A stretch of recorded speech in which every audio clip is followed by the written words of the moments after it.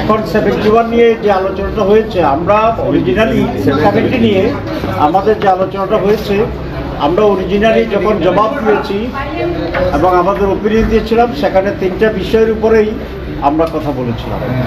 একটা প্রথম পর্বে, প্রথম হচ্ছে অর্থ বিল বা বাজেট যেটা আছে, কমিশনের পক্ষ থেকে শুধু এই শব্দটাই ছিল যে অর্থ বিলে ছাড়া আর বাকি সব বিষয়ে তারা ডিফার করতে পারবে পার্লামেন্টের নির্দেশ থেকে। কিন্তু আমরা বলেছি না, আরও 2টা বিষয় আমরা যোগ করে তখন জবাব দিয়েছিলাম।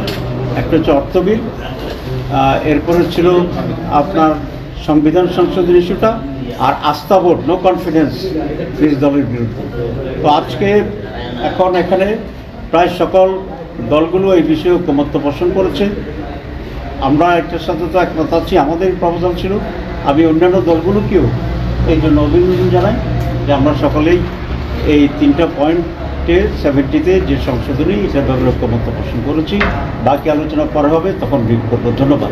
আমাদের যে প্রস্তাবনা সেটা হচ্ছে কেয়ারটেকার সরকারের অধীনে স্থানীয় সরকার এবং জাতীয় সরকারের নির্বাচন হইতে হবে, এটি আমাদের।